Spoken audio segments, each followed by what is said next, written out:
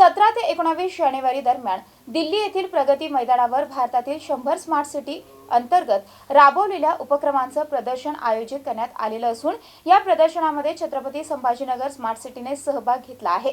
यामध्ये smart city अंतर्गत राबवण्यात आलेल्या विविध उपक्रमांचे स्टॉल देखील लावण्यात आलेत।